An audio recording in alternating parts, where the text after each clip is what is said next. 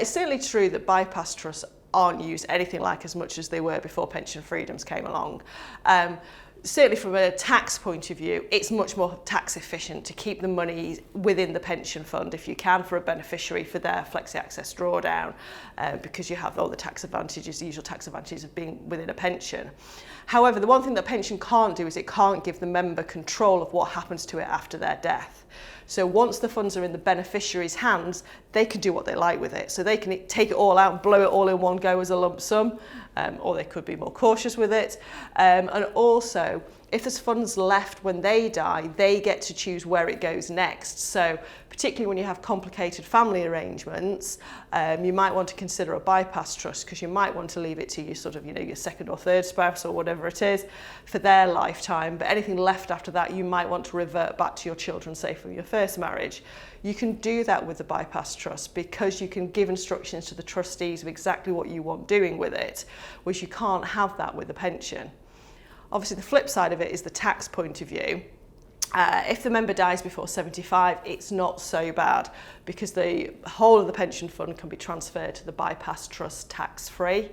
Then it's subject to the normal taxation rules for trusts, so the normal allowances, periodic charges, exit charges, etc. The bigger issue is when somebody dies over 75, because if you die over the age of 75, at the point the money goes from the pension fund to the bypass trust, there's a 45% tax charge automatically deducted. However, when disbursements are later made from the bypass trust to the beneficiaries, it's important to know that you can reclaim, you get a tax credit for that 45% tax effectively paid, and you can use that to offset against the beneficiary's own tax bill for the year. And if it's more than the income tax they've paid, they can get a reclaim from HMRC.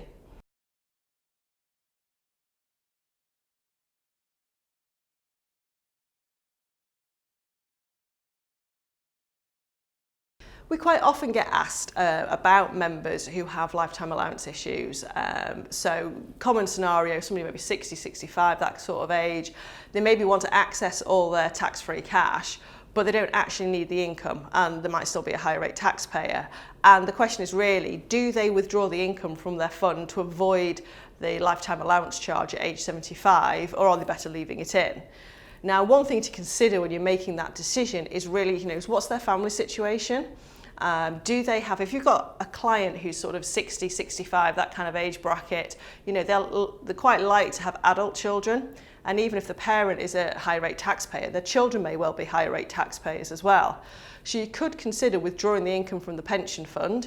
Yes, they're going to pay higher rate tax on it, but if you can use that money to fund pension contributions for the next generation, if they're high rate taxpayers too, they'll get higher rate relief on it.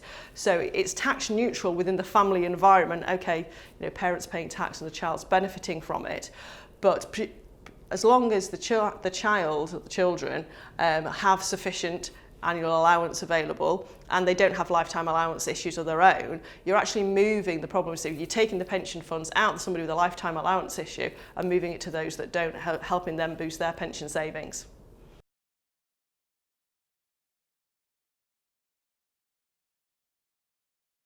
We now have additional permitted subscription rules for ISAs. These came in back in April 2015, and we know that they're really, really underused. So it's important to remember that when somebody who holds an ISA passes away, if they have a spouse or civil partner, they can effectively inherit their ISA or the amount of their ISA in their date of death or when the account is closed, whichever is the highest. So basically, the account can carry on growing whilst you finish sorting out the estate and everything, and that amount, their spouse or civil partner can subscribe that to their ISA in addition to their own subscription limit for the year. So they've got their own £20,000 limit, and they could have, whatever it might be, 60, 80, £100,000, depends, could be quite a sizable ISA the deceased spouse has held, and they can pass it on, without having to take it out of the wrapper. It's just really important, little point that often seems to be overlooked.